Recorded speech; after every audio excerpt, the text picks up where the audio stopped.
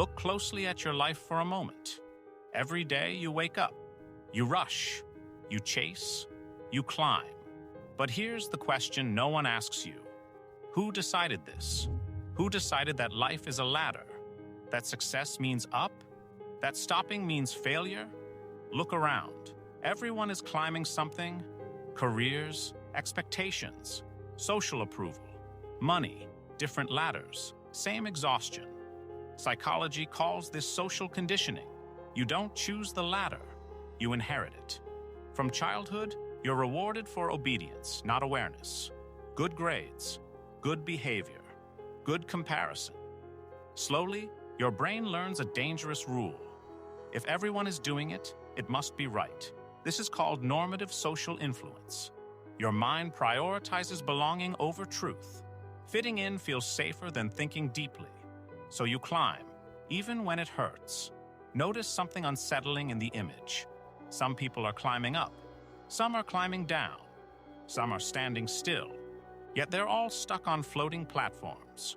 This is the illusion of progress. Psychologically, humans confuse movement with meaning. As long as you're busy, you feel alive. As long as you're tired, you feel important. But exhaustion is not proof of purpose. Many people don't fear failure. They fear stillness, because stillness forces a question most people avoid. What if I stop and realize I never wanted this life? That's why standing still feels dangerous. Not because you'll fall, but because you might wake up. The people climbing fast aren't necessarily confident. They're often anxious. Deep psychology reveals this as fear-driven ambition, a constant need to outrun shame, to prove worth, to justify existence. And the scariest part, from the outside, success and survival look identical. Someone smiling on top of a platform may be just as trapped as the one climbing below. Different height, same mental prison. Now notice the ladders. They don't reach the sky. They don't touch the ground. They only connect one illusion to another.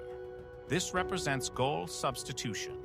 When you reach one goal, your brain immediately creates another. Not because you need it, but because emptiness terrifies you.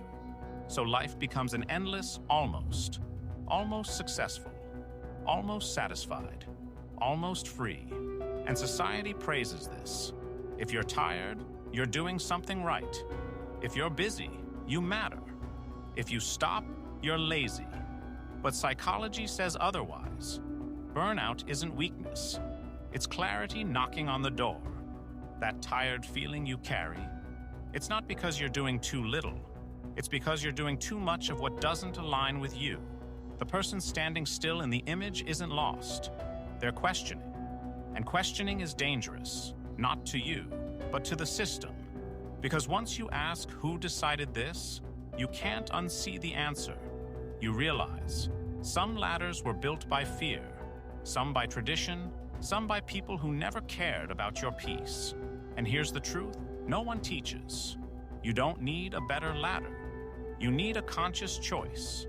Freedom doesn't start when you reach the top.